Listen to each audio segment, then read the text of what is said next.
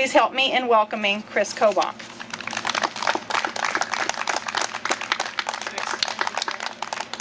Thank you.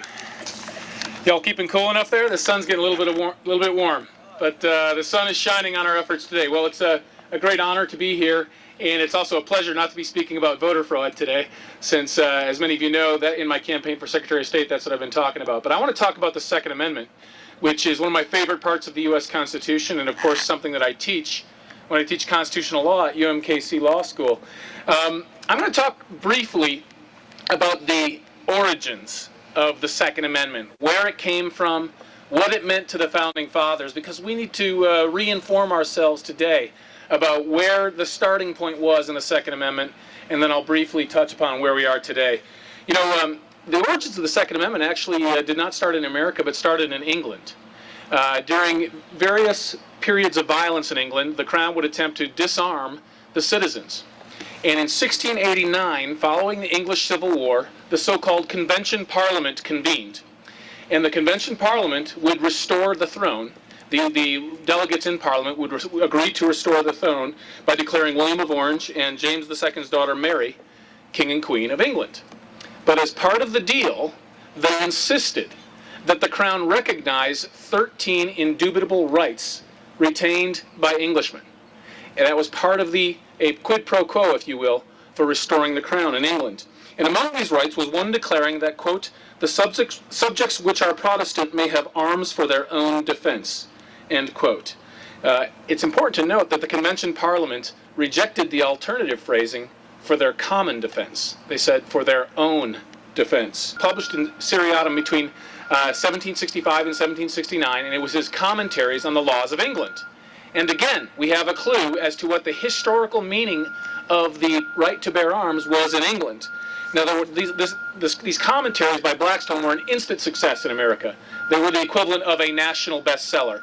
2,500 copies were sold in that period up until 1775. So they were informing the Americans who would soon be declaring their rights in the Declaration of Independence and pointing out how the king had violated their common law rights. But this is what Blackstone said about the English common law right to bear arms. He said the right of the people to be armed is what he called an auxiliary right that would, quote, protect and maintain inviolate the three primary rights of personal security, personal liberty, and private property, end quote. It's an auxiliary right. Our private property is not secure. Our other liberties, including our liberty of free speech and free exercise of religion, are not secure unless we have the auxiliary rights to back them up. He also said this, and this is quite interesting. He said, quote, in a land of liberty, it is extremely dangerous to make a distinct order of the profession of arms. And we saw, what they saw in so many of the monarchies of Europe at the time, that the order of the ownership of arms was essentially the aristocracy, and that a militia of the defense of the nation was something that the common people were expected and required to do, was a foreign notion to some of the European monarchies. Rather, the aristocracy had a distinct order. They were the distinct order who were privileged to bear arms and protect the country. Well, the Second Amendment was proposed by the First Congress in 1789. As you know, it was not part of the original Constitution. It was part of our Bill of Rights. The debates in the First Congress are extremely revealing about what the original understanding of the Second Amendment was. So let's look at what Noah Webster stated. He said the following about the proposed Second Amendment. Quote, before a standing army can rule, the people must be disarmed, as they are in about every kingdom of Europe. The supreme power in America cannot enforce just laws by the sword, because the whole body of people are armed and constitute a force superior to any band of regular troops that can be raised in the United States. End quote. George Mason of Virginia.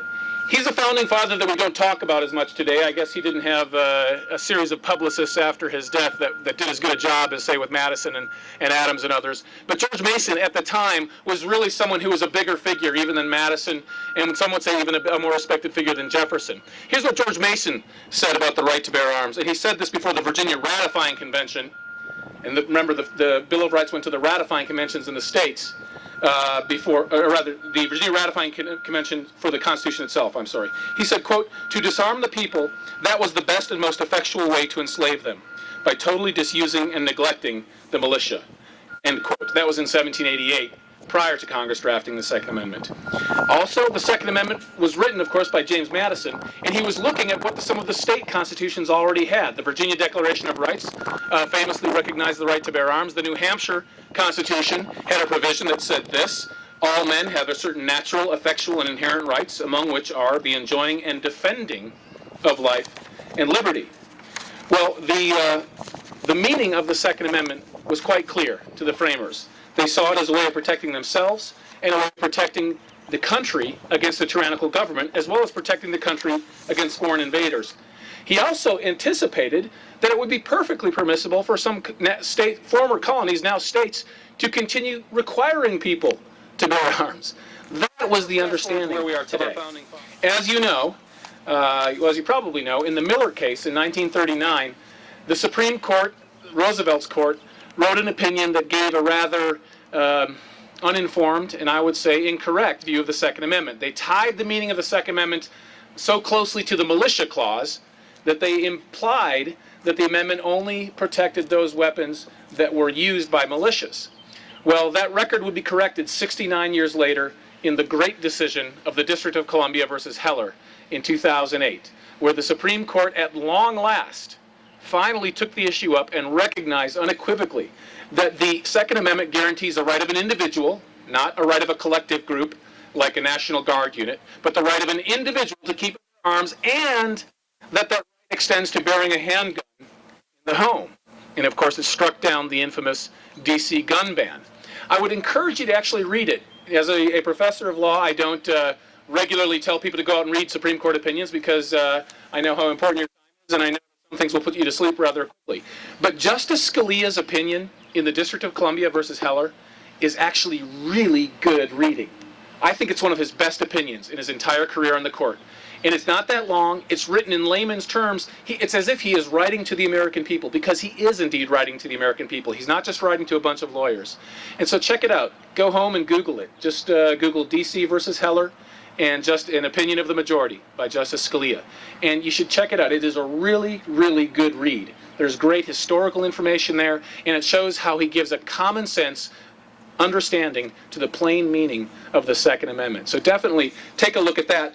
But of course, it was a great thing that the Supreme Court corrected the historical record on the meaning of the Second Amendment.